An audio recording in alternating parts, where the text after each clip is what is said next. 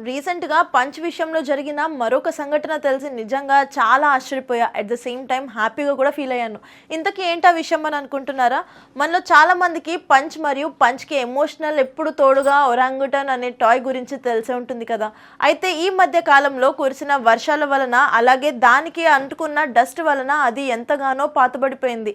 అందుకే అలా పాతబడిన టాయ్ ఎందుకు అని 'పంచ్‌కి' అక్కడ ఉండే కేర్ టేకర్స్ మరో సరికొత్త సేమ్ ఉండే ఒరాంగుటాన్ టాయ్‌ని అందించారు.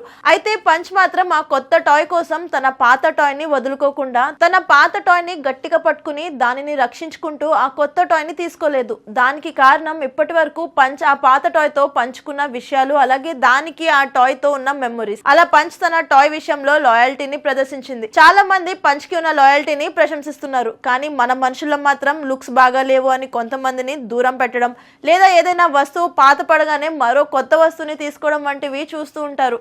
మనలో ఇప్పటికీ కొంతమంది లుక్స్ ఓల్డ్ ఆర్ న్యూ అన్న విషయాలే మ్యాటర్ గా ఉంటాయి. అందుకే ఆ పంచ్ కి సంబంధించిన విషయం చూడగానే అనుకున్నాను, మనలో ఇంకా కొంతమంది మనుషులు ఆ పంచ్ ని చూసి నేర్చుకోవాలి అని. మరి నేను చెప్పిన విషయం పైన మీ అభిప్రాయం ఏంటి? నేను ఈ విషయంలో సరిగ్గానే చెప్పానా లేక తప్పు చెప్పానా అన్న మీ అభిప్రాయాన్ని కామెంట్ సెక్షన్ లో తెలియజేయండి. Thanks for watching.